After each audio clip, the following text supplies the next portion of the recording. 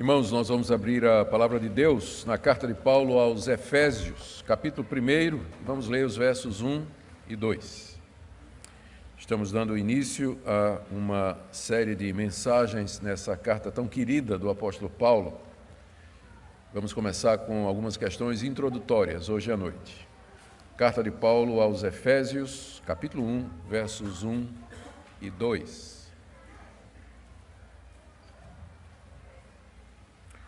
Dá um tempinho para a criançada sair, porque o pessoal que fica lá atrás não consegue ouvir enquanto não saem as crianças.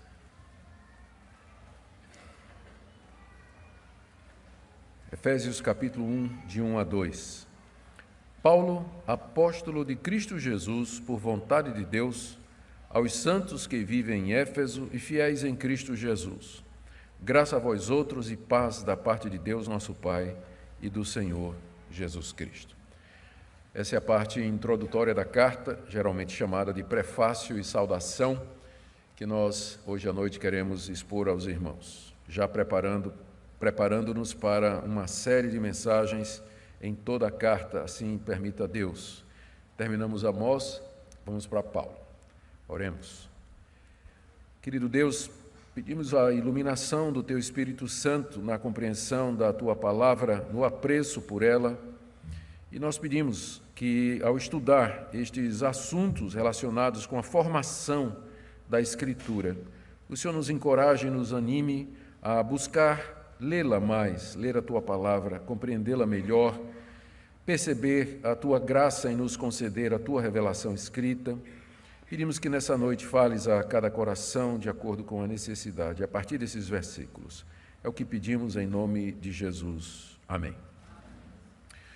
Queridos, depois do dia de Pentecostes, em que o Espírito Santo foi derramado de maneira abundante pelo Senhor Jesus sobre a sua igreja, o Evangelho se espalhou rapidamente pelo mundo conhecido, começando ali em Jerusalém, pela Judéia, depois Samaria e até aos confins das províncias principais do Império Romano, a ponto de que antes do final do século I, portanto, cerca de 60 anos depois que o Senhor Jesus tinha morrido e ressuscitado, o cristianismo já havia alcançado praticamente o mundo conhecido da época.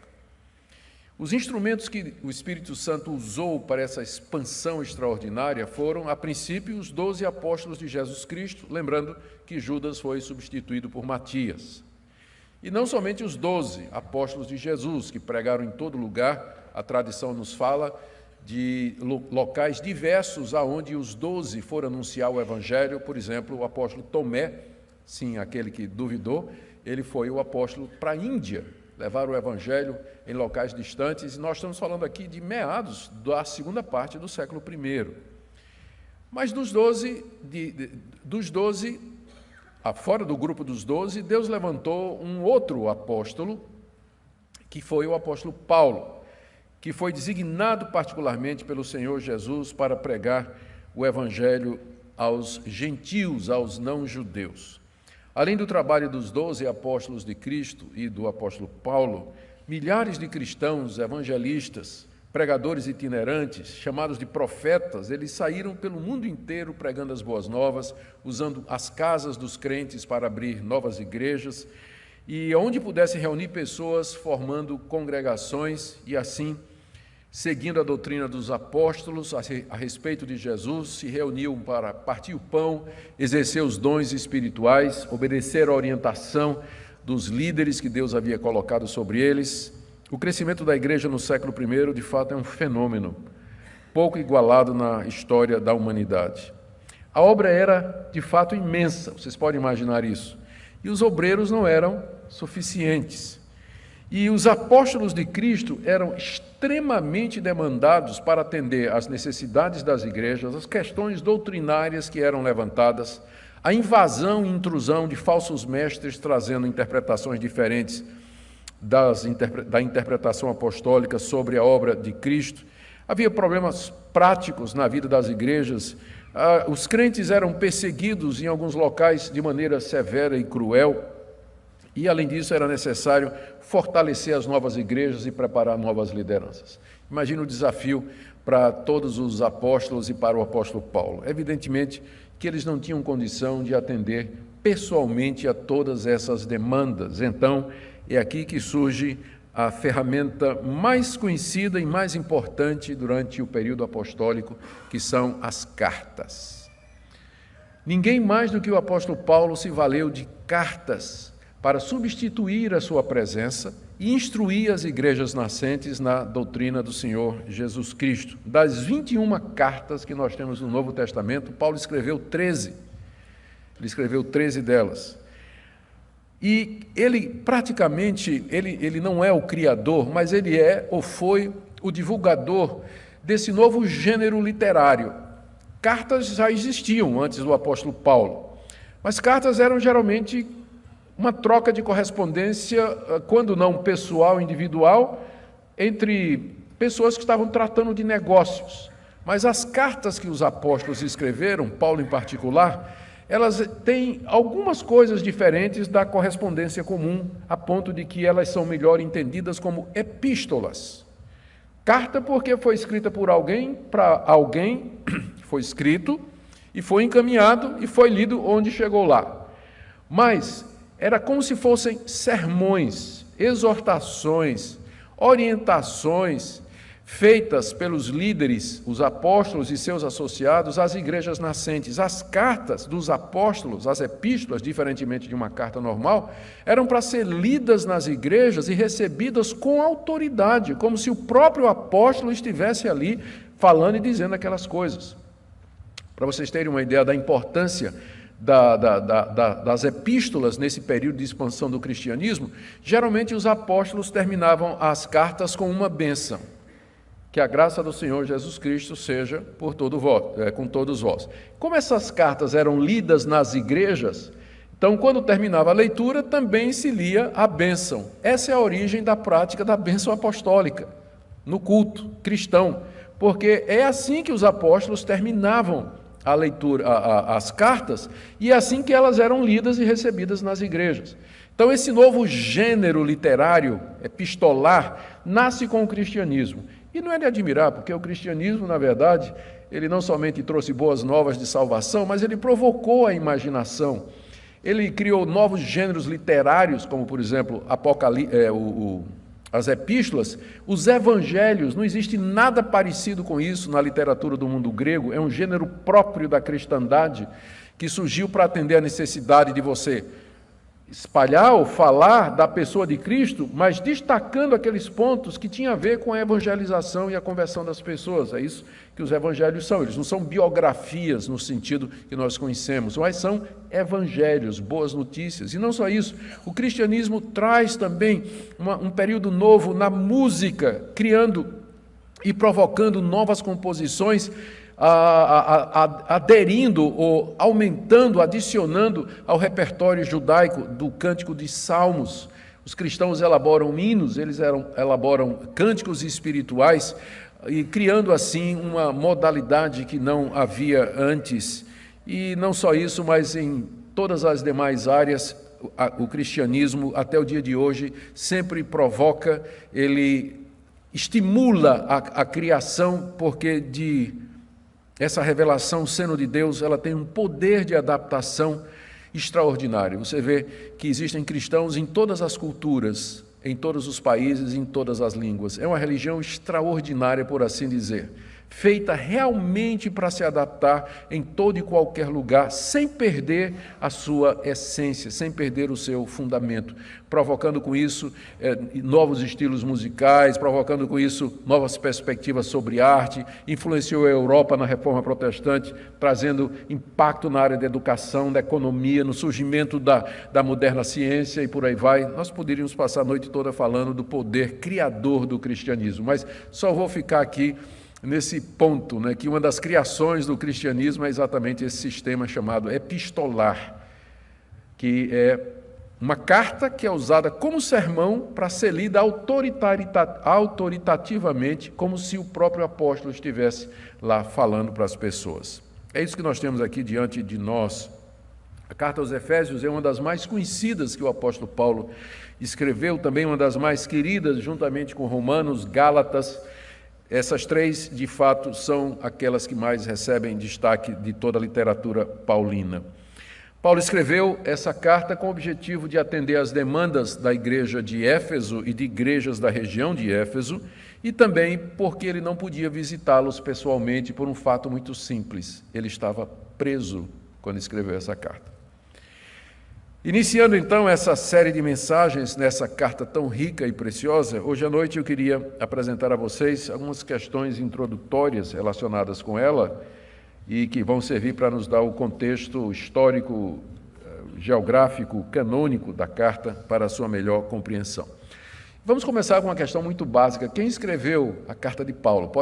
Carta de Paulo aos Efésios. Pode parecer pegadinha, não é?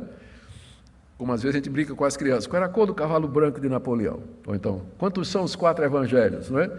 Então essa pergunta, quem escreveu a carta de Paulo aos Efésios, pode parecer uma pegadinha, mas de fato não é. A carta se apresenta como tendo sido escrita por ele. Verso 1, Paulo, apóstolo de Cristo Jesus por vontade de Deus. Então a autoria é declaradamente de Paulo, apóstolo de Jesus Cristo. Contudo, essa é a posição do cristianismo histórico, de que esse fariseu convertido, chamado Saulo, que nasceu em Tarso da Cilícia, que se converte no caminho de Damasco, perseguindo os cristãos, ele se torna o maior defensor do cristianismo, também o seu melhor estruturador, que escreveu o maior número de cartas que foram inseridas no cânon. Ele é o autor dessa carta. Mas em tempos recentes, essa autoria tem sido questionada. Primeiro porque o estilo e o vocabulário dessa carta parece diferente de outras, como por exemplo a carta aos Romanos, que é reconhecidamente uma carta escrita por Paulo, ou então das 2 cartas aos Coríntios, que também se reconhece sem questionamento que foram escritas pelo apóstolo Paulo. A teologia de Efésios parece muito elaborada. Quando Paulo fala aqui da igreja, fala da igreja de uma forma muito sublime, muito elevada, muito teologizada, a ponto das pessoas dizerem: isso aqui não pode ter sido escrito no século I. Isso aqui é alguma coisa que foi escrita, talvez, no século II, por um admirador do apóstolo Paulo, que usou Colossenses como base, porque Efésios é muito parecido com Colossenses, muito parecido. Então tem 2 teorias, né? Alguém pegou Efésios e encurtou, virou Colossenses, ou alguém pegou Colossenses e expandiu e virou Efésios. Então, é o que alguns estudiosos acham, que não foi Paulo que escreveu, mas foi um imitador de Paulo no século II, tendo como base a carta aos Colossenses. Você me pergunta, por que eu trago esse tipo de assunto para um púlpito no domingo à noite?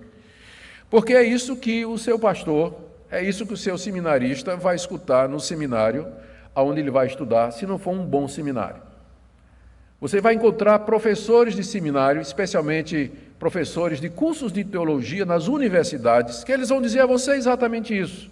Paulo só escreveu no máximo 4 cartas do Novo Testamento.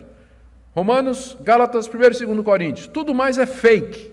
Eles vão dizer isso. Eles vão dizer que Moisés não escreveu o Pentateuco, que Davi não é autor de nenhum dos livros dos Salmos que lhe é atribuído, que toda a literatura bíblica, boa parte da literatura bíblica, ela foi composta no século II por pessoas que usavam o nome dos discípulos de Jesus mais famosos. Isso é uma prática chamada de pseudepígrafa ou pseudonímia, em que as pessoas se passam por outras quando escrevem esse tipo de coisa.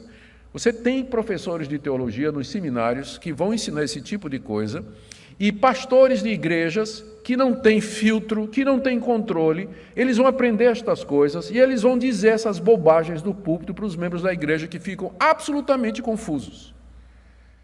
E perdem a confiança na autoridade da Bíblia, porque em que está a autoridade da palavra de Deus? Está no fato de que ela foi escrita por homens que Deus levantou com esse propósito, e que inspirou, e que preservou do erro, e que guiou na escrituração da verdade que Deus revelou para eles. É por isso, e é com base nisso, primeiro que a igreja formou o cânon, e segundo que nós o recebemos, porque não tinha só Paulo escrevendo, tinha muitos outros escrevendo, mas porque a igreja antiga, logo no início, ela decidiu que Efésios era a palavra de Deus, reconheceu que Efésios era a palavra de Deus e era para ser inserida na Bíblia, exatamente porque foi escrita pelo apóstolo Paulo. Então o critério apostolicidade Era o critério número 1 pelo qual a igreja antiga reconheceu que livros eram inspirados e que eram a palavra de Deus. Se você questiona, se você duvida ou nega a autoria paulina de Efésios, ela é uma fake produzida no século II por um admirador do apóstolo Paulo.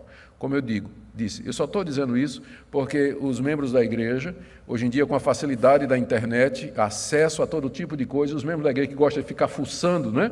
De repente eles vão cair no site, vão escutar um vídeo de algum pretenso doutor aí e tal, e arrebentando com a autoria de Efésios, ou dizendo esse tipo de coisa. Bem, para nós, os argumentos que são usados por esses críticos, que a gente chama de liberais, né? E nós aprendemos desde cedo na igreja presbiteriana a amar a Escritura. Desde os meus tempos de adolescente e jovem na igreja presbiteriana, eu fui instruído pelo meu pastor a amar a Bíblia e reconhecê-la como palavra de Deus.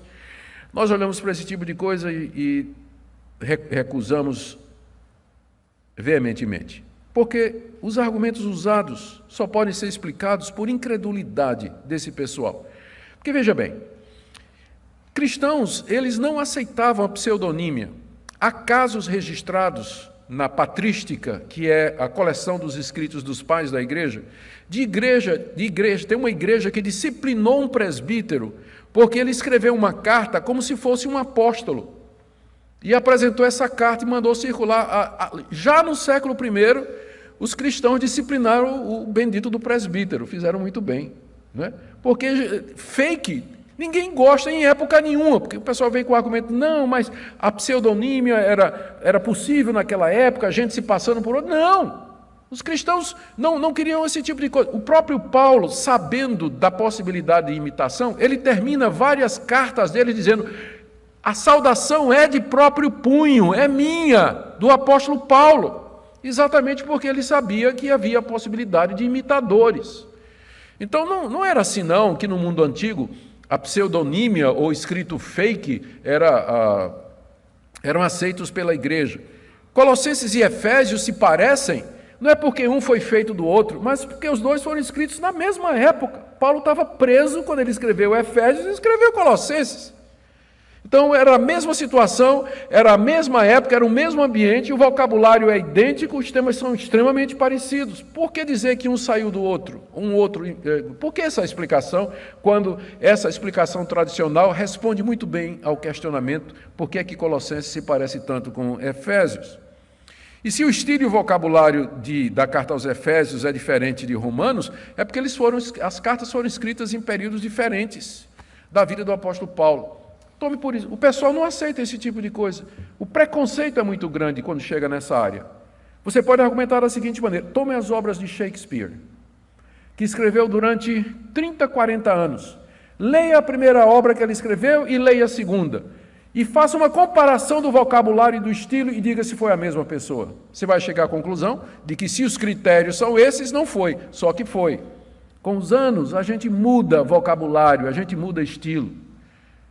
Eu, quando comecei a pregar, quando resolvi pregar no profeta Amós aqui na igreja, eu recorri à primeira vez que eu preguei Amós, que foi também nessa igreja, na primeira vez que eu fui pastor aqui no final da década de 80, 87 a 91. Eu fiz uma série sobre Amós. Estava guardadinha, papel amarelinho, faz o quê? Quase 30 anos, não é isso? 20 e poucos anos, estava lá. Eu disse, está tudo pronto. Eu só vou tirar lá vou nem precisar preparar sermão. Gente, quando eu peguei o primeiro sermão em Amós, capítulo 1, que eu digo, não, eu não posso pregar isso. Hoje eu não diria eu não mudei de opinião, mas eu não diria aquilo que eu disse há 25 anos atrás da mesma maneira que eu diria hoje. Muita coisa mudou. Então, diferença de estilo, diferença de vocabulário se explica por diferentes situações, diferentes épocas, diferentes contextos, diferentes audiências. Uma pessoa que escreve, você pega livros que eu escrevi no início da minha vida como pastor e compara com o que escrevo hoje, você vai ver que tem diferença de estilo, tem diferença de vocabulário, diferença de ênfase e tudo mais.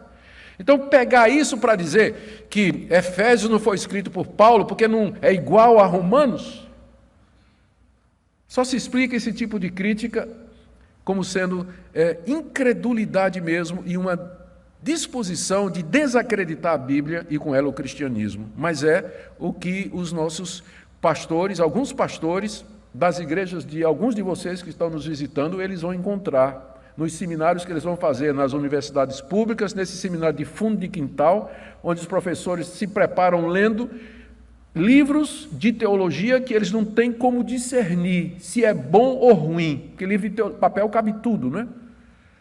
Eles não sabem discernir se o autor é firme, se não é, e acabam engolindo todo esse tipo de coisa.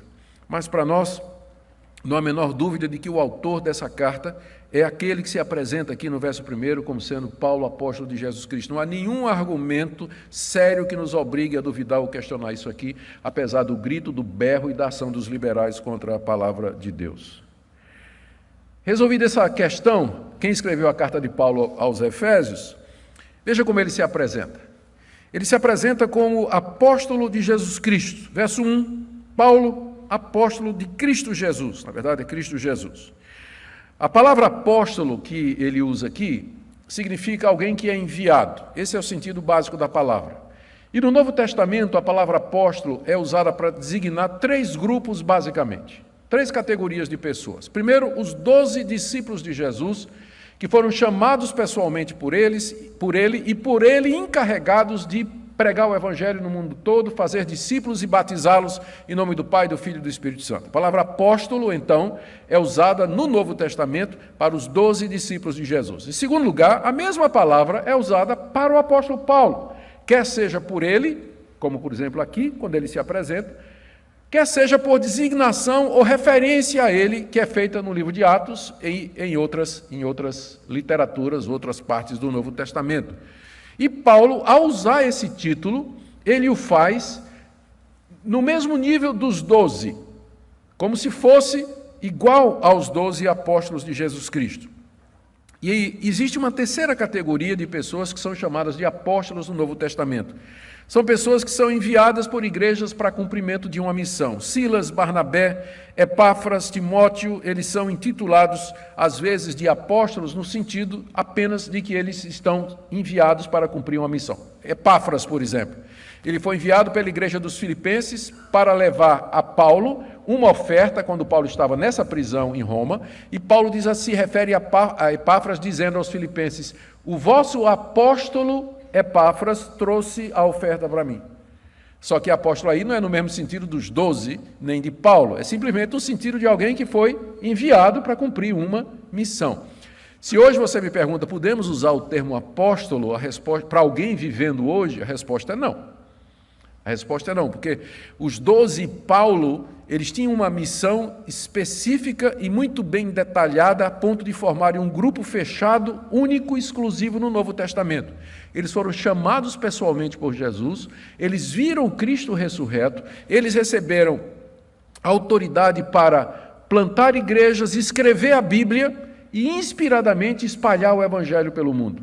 Não existem mais pessoas vivas que correspondam a esses critérios e a essas qualidades. Eu sei que tem muita gente que se chama de apóstolo por aí. E eles, quando se chamam de apóstolos, eles se acham que são como os 12, como Paulo. Nós repudiamos, negamos e não aceitamos esse tipo de título. Achamos que é uma usurpação indevida de uma categoria que pertence aos tempos bíblicos. Os apóstolos foram testemunhas oculares da ressurreição de Jesus. Ninguém aqui viu Jesus ressurreto, nenhum deles viu. Portanto, o critério principal já cai por terra. Mas existe um sentido que a palavra apóstolo pode ser usada, que é no sentido de missionário. Eu, por exemplo, não tenho problema em chamar de Ronaldo Lidório, dizer que Ronaldo Lidório é o apóstolo de Deus entre os concombas. Ele foi pregar o evangelho lá em Gana, na África, na tribo concomba, e lá plantou uma igreja, onde ninguém tinha ido antes. Então, nesse sentido, ele é um missionário, um enviado para pregar o evangelho. Então, nesse sentido, eu não tenho dificuldade. Só que ninguém que usa o título hoje usa nesse sentido, né? Quem usa o título de apóstolo hoje é porque está em cima, né? Tem autoridade. Pastor, primeiro seminarista, né? Cadê o Jaite? Seminarista, depois o licenciado, depois o pastor, depois o bispo e depois o apóstolo, né? Está lá em cima. E o pai apóstolo é René Terranova, que é lá do norte, que é o pai de todos os apóstolos assim denominados. Paulo aqui, então, ele se designa como apóstolo, porque ele sabe que ele foi levantado por Deus com a mesma autoridade dos 12 para anunciar o evangelho entre os gentios. Por isso, Cristo lhe apareceu no caminho de Damasco. E ele, embora chamado fora de tempo, ele reconhece que foi chamado fora de tempo, em nada ele se vê inferior aos 12 apóstolos de Jesus Cristo. Ele diz em seguida que ele é apóstolo de Cristo Jesus por vontade de Deus. Era importante Paulo dizer isso por várias razões. Primeiro, para deixar claro que não foi ele que se ofereceu, ao contrário de outros, mas foi Deus quem o chamou. Quando ele fala da vontade de Deus aqui, ele se refere ao fato de que foi Deus que apareceu a ele no caminho de Damasco, na pessoa de Jesus Cristo, que foi Deus que iluminou o coração dele para que ele entendesse que aquele a quem ele perseguia de fato era o Messias de Israel, que quebrantou a ponto de reconhecer a soberania de Cristo, iluminou para entender e ver nas Escrituras Sagradas que Jesus Cristo de fato era o Messias prometido. Foi Deus que lhe concedeu arrependimento e fé e o estabeleceu como seu apóstolo. É isso que ele quer dizer. Eu sou apóstolo pela vontade de Deus. Foi Deus que me chamou. Eu era um perseguidor da igreja. Eu era um judeu incrédulo. Mas Deus mudou minha vida. Cristo me apareceu no caminho de Damasco, mudou meu coração e me deu essa missão de pregar a palavra. E com isso Paulo revela a sua humildade apesar do status que ele tinha, e reafirma a sua autoridade e a sua inspiração. Paulo quer ser obedecido, ele quer ser escutado e seguido, não pelo que ele é, mas por causa do Deus que o colocou na função que ele ocupa. Ele é um apóstolo de Cristo Jesus, ou seja, enviado de Deus para falar a respeito de Cristo e sob a autoridade de Cristo Jesus. Os efésios viram os sinais e prodígios que Paulo realizou quando esteve na cidade pregando o Evangelho, testemunharam os sofrimentos dele por amor de Cristo Jesus e a fundação das igrejas nas províncias romanas. O que Paulo quer dizer, ao se apresentar como apóstolo de Jesus Cristo, ele quer dizer isso pela vontade de Deus, apóstolo de Jesus Cristo pela vontade de Deus, ele quer dizer o seguinte: o que eu estou escrevendo para vocês é da parte de Deus. É da parte de Deus. Vocês devem receber o que eu vou escrever como palavra de Deus, escutar aquilo que eu vou ensinar a vocês e submeter. Recebam esta carta, de fato, como inspirada e autoritativa. Vamos agora para uma segunda questão. Isso aqui foi sobre quem escreveu a carta, não é? Agora, a segunda questão é a quem a carta foi dirigida. E mais uma vez você pode pensar, mas não está dizendo aqui, no verso 1, aos santos que vivem em Éfeso e fiéis em Cristo Jesus? O problema é que a imprensa só foi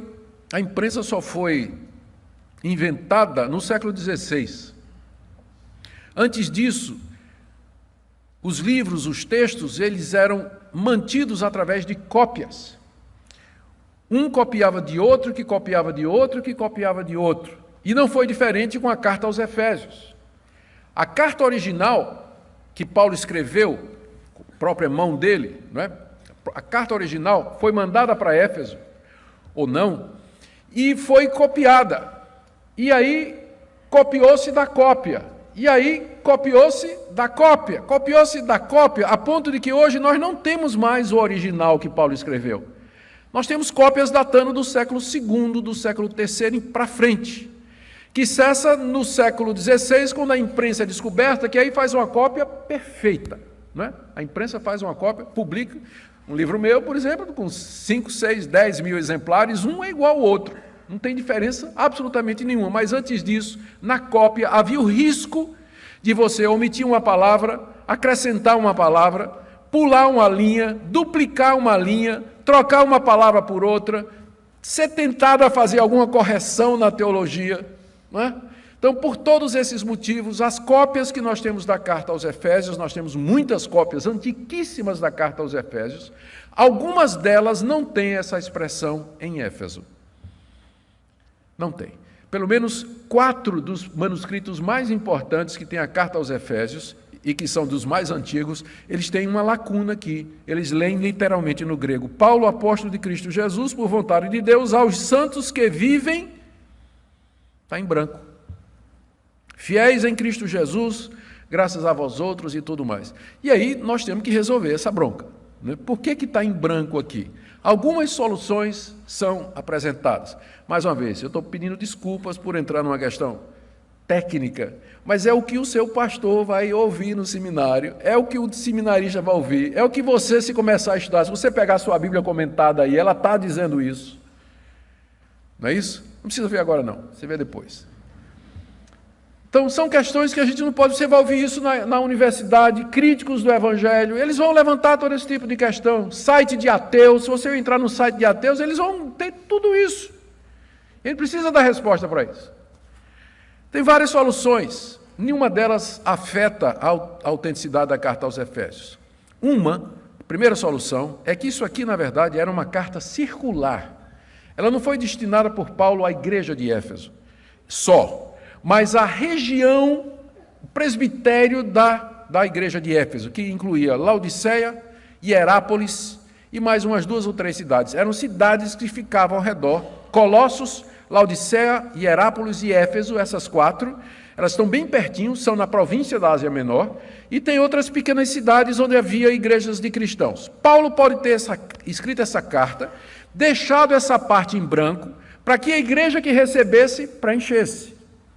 E a cópia que sobrou para nós é a cópia que foi para a igreja de Éfeso.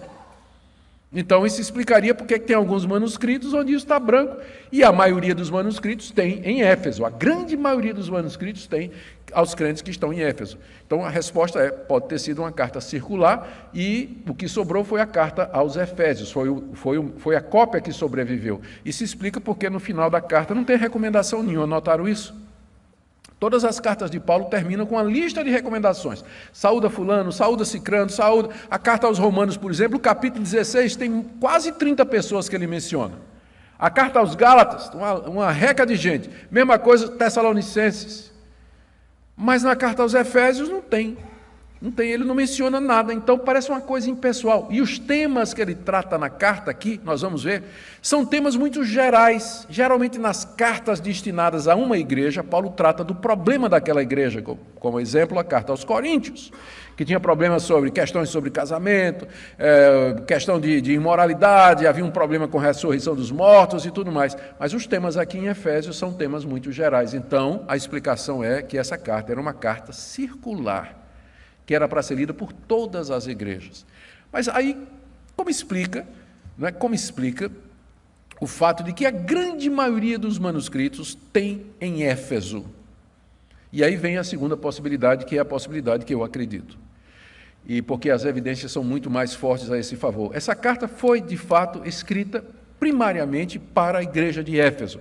Só que a recomendação era que, uma vez que fosse lida em Éfeso, ela fosse lida em Laodiceia, Hierápolis, e Colossos e todas aquelas igrejas, cidades onde havia igrejas ao redor de Éfeso. Então, isso explica. Então, o que é que pode ter acontecido? Igrejas, como é que explica os manuscritos em branco? Igrejas que receberam, Hierápolis, por exemplo, recebeu a carta dizendo assim, aos crentes que estão em Éfeso. E aí eles simplesmente, na próxima cópia, eles deixaram em branco ou botaram o nome Hierápolis para dizer que porque são eles que receberam aquela carta circular também. Isso explica a ausência de saudação, mesmo que Paulo escreveu aos crentes de Éfeso, ele sabia que a carta era para ser lida em todas as outras igrejas. Isso explica o surgimento de algumas poucas cópias que estão em branco e explica porque a maioria, de fato, tem em Éfeso. Então, essa é a nossa conclusão. E então, se for em Éfeso, vamos então nos perguntar que cidade era essa, não é? A Éfeso era uma das grandes cidades do Império Romano, juntamente com Roma, juntamente com Corinto. Ela era a capital da província da Ásia Menor e naquela época tinha 250 mil habitantes, é um pouco maior do que Caruaru, não é?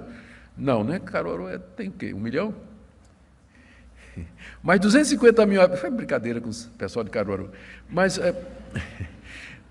naquela época uma cidade com 250 mil membros era uma cidade de porte, né? Hoje em dia é um bairro aqui da cidade, né? 250 mil habitantes.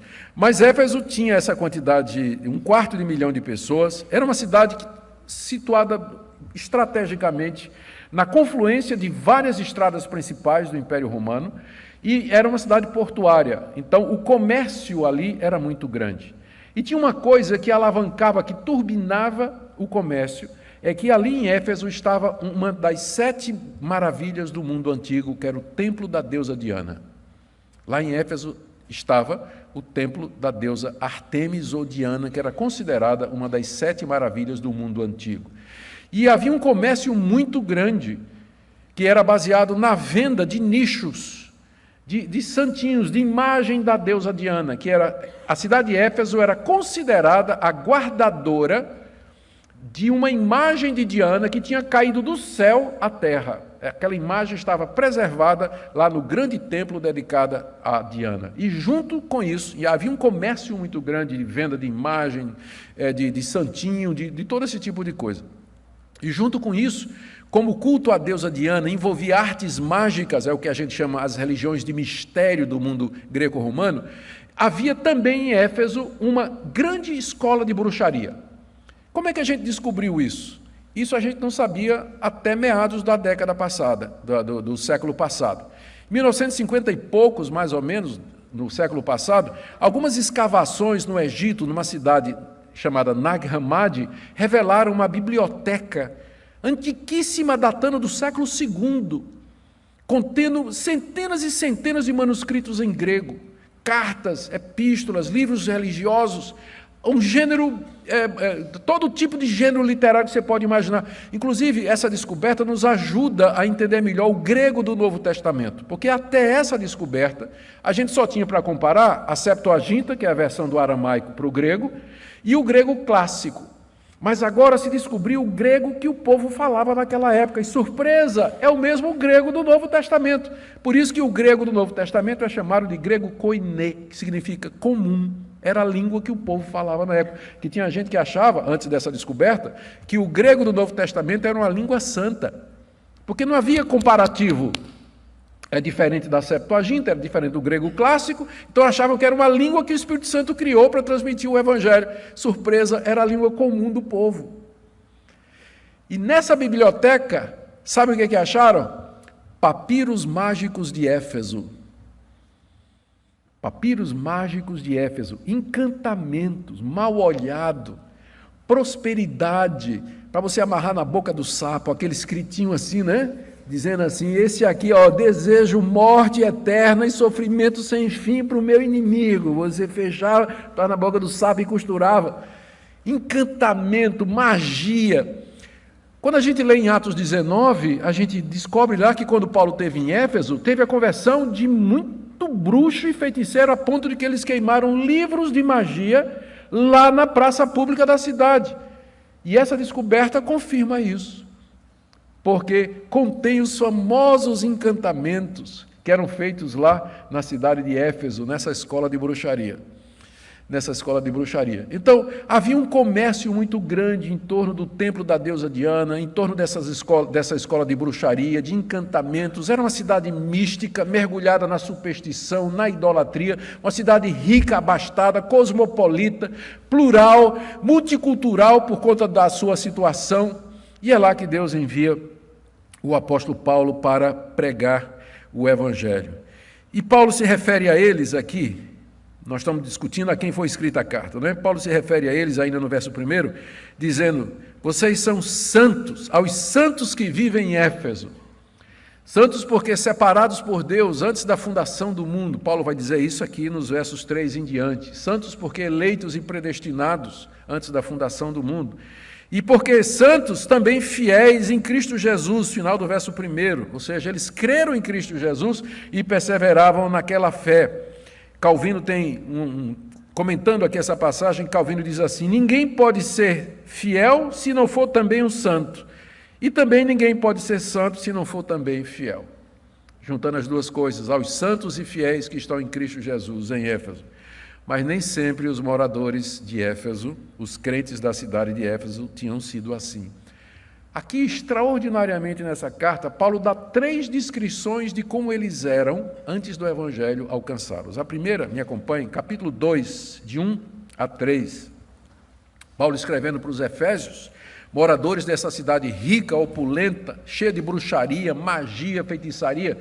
Paulo diz assim para eles, Ele vos deu vida, Deus deu vida a vocês, estando vós mortos nos vossos delitos e pecados, nos quais andastes outrora, antes de conhecerem a verdade, segundo o curso desse mundo, segundo o príncipe da potestade do ar, do espírito que agora atua nos filhos da desobediência, entre os quais também todos nós andamos outrora, segundo as inclinações da nossa carne, fazendo a vontade da carne e dos pensamentos, e éramos por natureza filhos da ira, como também os demais. Era isso que eles eram antes de conhecer o Evangelho. Mortos nos seus pecados, andando segundo o mundo, escravos do diabo, vivendo para fazer a vontade da carne e dos pensamentos, eram filhos da desobediência e filhos da ira. Era isso que eles eram, apesar de moradores de Éfeso. Ainda no capítulo 2, verso 11, portanto lembrai-vos de que antes vós, gentios na carne, chamados incircuncisão por aqueles que se intitulam circuncisos, na carne por mãos humanas, naquele tempo antes de Cristo, estáveis sem Cristo, separados da comunidade de Israel, estranhas alianças da promessa, não tendo esperança e sem Deus no mundo. Em outras palavras, eles eram pagãos, não conheciam a aliança de Deus com Israel, não conheciam o Deus de Israel, não conheciam a lei de Moisés, não participavam do pacto que Deus tinha feito, eram pagãos, completamente desconhecedores, alheios à vida de Deus. Era assim que eles eram antes de Paulo chegar em Éfeso para pregar o Evangelho. Mas a terceira descrição é que é mais extraordinária. Aí no capítulo 4, no verso 17, Paulo diz assim: portanto digo e no Senhor testifico que não mais andeis como também andam os gentios na vaidade dos seus próprios pensamentos. Não andem mais como vocês andavam. E como é que vocês andavam? Verso 18: obscurecidos de entendimento, alheios à vida de Deus por causa da ignorância em que vivem, pela dureza do coração, os quais, tendo se tornado insensíveis, se entregaram à dissolução para com avidez cometerem toda sorte de impureza. Era isso que os efésios eram. Pagãos, refinados, consumados, idólatras, feiticeiros, praticantes de bruxaria, alheios a Deus, obscurecidos no entendimento, sem compreensão da verdade, perdidos nas suas ofensas e pecados, destinados ao inferno, caminhando para a perdição, onde sofreriam eternamente, não fora a chegada do apóstolo Paulo em Éfeso. E a chegada do apóstolo Paulo em Éfeso está aí descrita em Atos capítulo 19, se você quiser ler. Paulo ali vai no início da sua terceira viagem missionária. Ele já tinha feito 2 viagens missionárias. No início da terceira, ele vai para Éfeso, segundo a sua estratégia de pregar o Evangelho em locais importantes, para de lá o Evangelho se espalhar. Ele chega em Éfeso, encontra discípulos de João Batista, há um derramamento, há um Pentecostes ali, o Espírito Santo é derramado sobre os discípulos de João Batista e outras pessoas, e começa um grande avivamento na cidade de Éfeso. No princípio, Paulo começa pregando na sinagoga, que era onde ele tinha uma audiência. Mas depois ele é expulso da sinagoga e vai ensinar na escola de um rapaz chamado Tirano, de um homem chamado Tirano, que ficava ali perto da sinagoga. E tem um manuscrito muito antigo da carta aos Efésios, que diz que o horário era de 12:00 às 15:00, que era exatamente o período em que tinha folga na escola. O pessoal também tinha tempo para almoçar naquela época. Então Paulo aproveitava e usava a escola naquele período para ensinar o Evangelho, reunir a igreja. E ele passou 3 anos em Éfeso ensinando a palavra de Deus. E lá em Atos 19 diz que Deus, através de Paulo, fez milagres extraordinários. É a única vez no Novo Testamento que se diz que os lenços, os aventais de Paulo eram usados para expelir demônios. Expelir demônios. E foi lá que o impacto do Evangelho e da pregação de Paulo foi tão grande,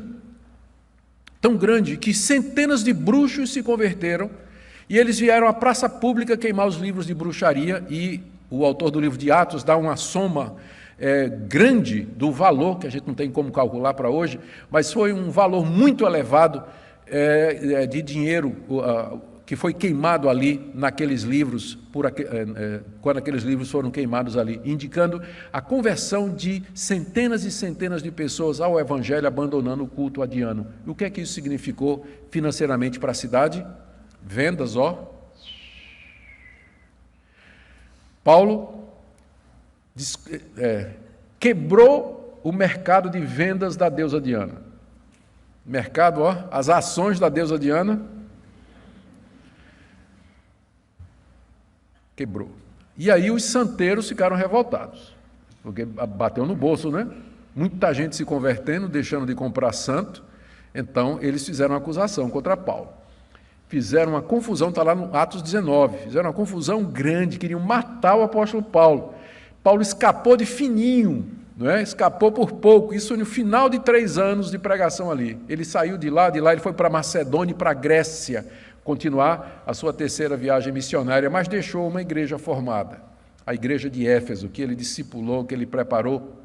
Ele vai voltar lá, mas no capítulo 20, ele volta lá, e é quando ele faz aquele famoso sermão aos presbíteros de Éfeso, na cidade de Mileto, terminado o qual ele ora na praia, ajoelhado com a igreja que vai ser merecedora de uma carta de Jesus no livro de Apocalipse. A igreja de Éfeso é uma das 7 igrejas do Apocalipse.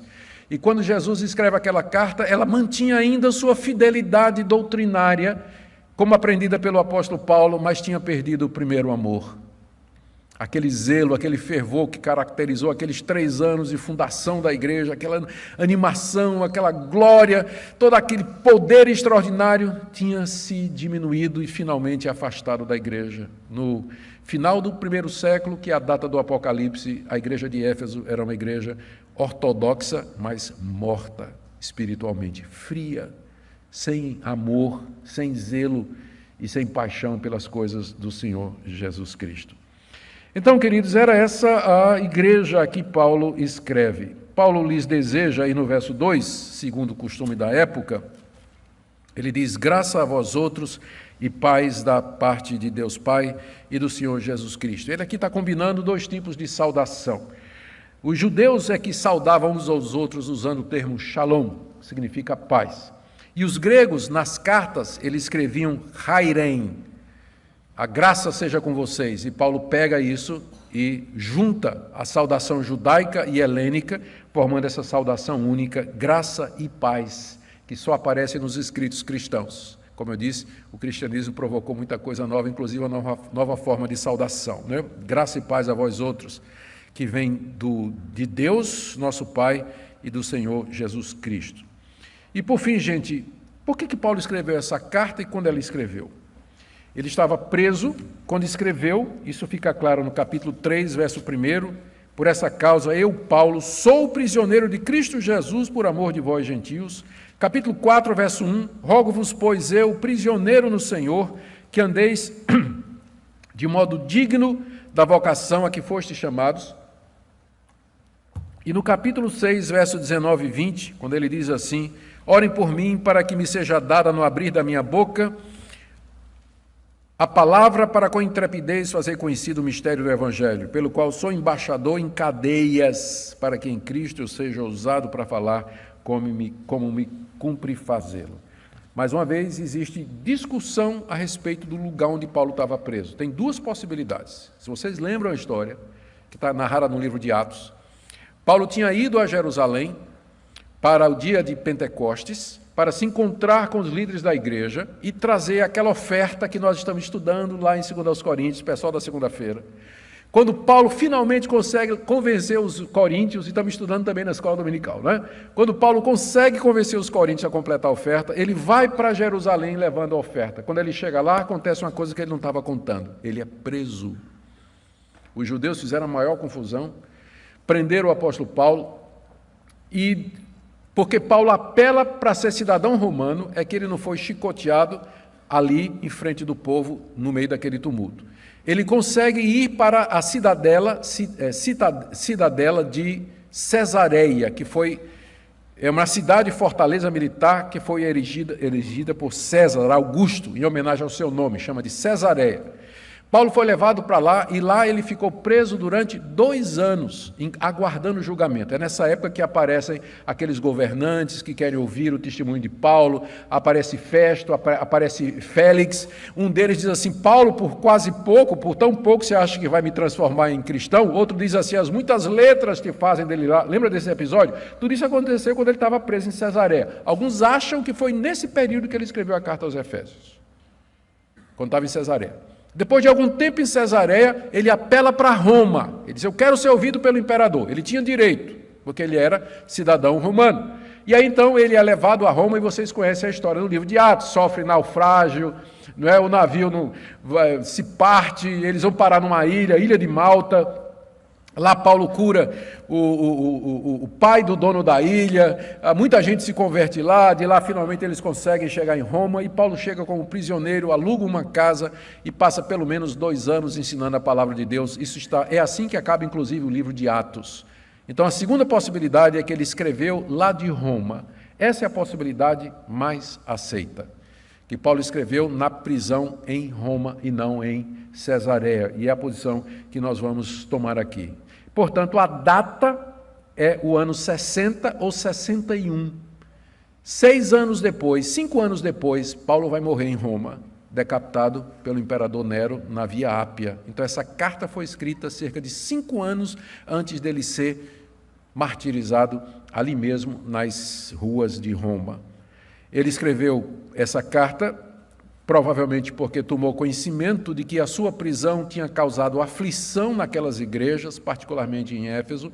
O pessoal estava preocupado de que Paulo, o grande pregador do evangelho, estava preso.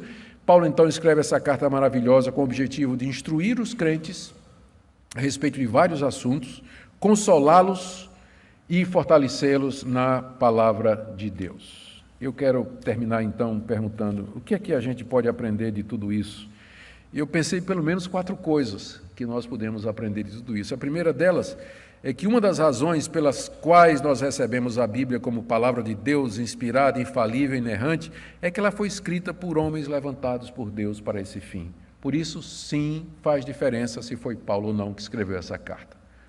Por isso, sim, é importante que você saiba defender isso. Por isso, sim, é importante que você não siga pastores, líderes, estudiosos, eruditos, PhD, DDD, TNT, ODD, os caras que se apresentam aí com toda essa titulação na internet para conseguir incautos. Negou a autoridade da palavra de Deus, fuja, é falso mestre. Segunda coisa que penso que podemos aprender, que a maneira pela qual Deus salva, edifica, instrui e consola pecadores é mediante os escritos dos profetas no Antigo Testamento e dos apóstolos no Novo. A Bíblia. O que nós temos, o que eu acabei de dizer, dar para vocês, é uma explicação de como a Bíblia foi composta. Ela foi feita em situações como essa. E Deus se deu ao trabalho de fazer isso e de preservar esse texto que nos chega até o dia de hoje, com quase absoluta segurança, exatamente porque é a maneira pela qual Ele vai nos falar.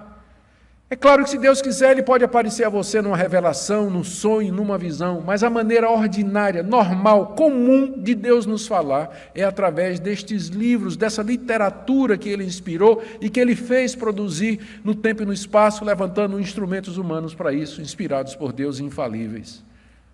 Terceira lição. A prisão de Paulo não estava nos planos dele, não estava. Mas foi dessa forma que Deus criou as condições necessárias para ele escrever as 4 cartas da prisão: Efésios, Colossenses, Filipenses e Filemon.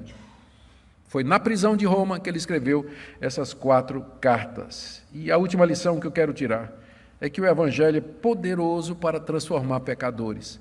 Essa introdução fala disso. Paulo, fariseu, perseguidor, incrédulo, inimigo dos cristãos, transformado na estrada de Damasco. Aos efésios, pagãos, idólatras, imorais, longe de Deus, transformados em santos e fiéis. O poder do Evangelho para mudar pessoas. Por isso eu termino dizendo a você que tem negligenciado a sua Bíblia. Pense no grande e grave pecado que você está cometendo. Você que é cristão, tem 2, 3, 4 versões da Bíblia em casa e elas estão lá pegando poeira porque você não lê. Você não lê, você não estuda, você não medita nela. Que grave crime você está cometendo contra Deus, que se deu a esse trabalho todo para dar a você palavras de vida, pelas quais você deve ser edificado na verdade e na santificação. Uma palavra também para você que tem amigos e familiares descrentes, pelos quais você ora e pede a conversão deles há muito tempo. Não desista. Pensa na conversão de Saulo, pensa na conversão dos efésios. O poder do Evangelho para transformar as pessoas mais improváveis. Não desista do seu amigo, não desista do seu familiar, talvez do seu cônjuge, talvez dos seus filhos. Não desista. Mas persevere na oração, na comunhão com Deus, suplicando que o Evangelho faça esse milagre extraordinário que é a conversão de pessoas. E por último, talvez você está aqui nessa noite frustrado porque as coisas não aconteceram do jeito que você queria. Você tinha planos, mas nada saiu de acordo com o que você planejou. Você tinha sonhos e você está igual aquela menina Greta, né, que apareceu lá na ONU para dizer: vocês roubaram meus sonhos. Então você talvez esteja da mesma forma dela, né, com seus sonhos frustrados, roubados e tudo mais. O apóstolo Paulo também tinha sonhos, mas eles foram frustrados. O plano dele era ir para Roma pregar o Evangelho. Quando ele chega em Jerusalém, ele é preso. Não aconteceu como ele queria. Passa 2 anos em Cesareia e pelo menos mais 2 em Roma. Mas por trás da frustração dos planos de Paulo estava a sabedoria de Deus, porque foi nesse período que ele escreveu essas 4 cartas que alcançaram muito mais pessoas em 2000 anos do que ele jamais alcançaria se tivesse solto, saindo para pregar o Evangelho nos rincões do Império Romano. Por isso, em vez de você ficar frustrado porque os planos não saem exatamente do jeito que você queria, pergunte a Deus o propósito dele e veja a mão de Deus, mesmo quando as coisas não saem de acordo com o que você planejou. Você planejou casar, Deus não lhe deu um cônjuge, não lhe deu esposa, não lhe deu um marido. Você planejou uma vida de felicidade com alguém, isso não aconteceu. Você planejou que os seus filhos todos andariam um dia no Evangelho, seriam motivo de alegria, graça e gozo. Também não é exatamente assim que aconteceu. Você planejou que seu negócio ia prosperar e que você ia ter dinheiro suficiente para uma vida tranquila e está aí você apertado. Em vez de ficar magoado com Deus, irritado com Deus, frustrado com Deus, de mal com Deus, com o mundo e com todo mundo e com a vida, veja como Deus pode pegar planos frustrados e usar para a sua glória, de uma maneira que está muito além da sua imaginação. O que Deus requer de nós é que nós confiemos nele, naquilo que ele disse: todas as coisas cooperam juntamente para o bem daqueles que amam a Deus, mesmo quando você não entende. Amém? Pai querido, nós pedimos que essa palavra console o nosso coração, nos dê ânimo, coragem, desejo de ler a Tua palavra, estudá-la e recebê-la como ela é, a palavra de Deus. Te damos graças por homens como o apóstolo Paulo, que o Senhor levantou, os 12 apóstolos de Cristo, os primeiros missionários e missionárias que levaram Tua palavra em todo lugar. Nós bendizemos o Teu nome e Te louvamos, agradecidos em nome de Jesus. Amém.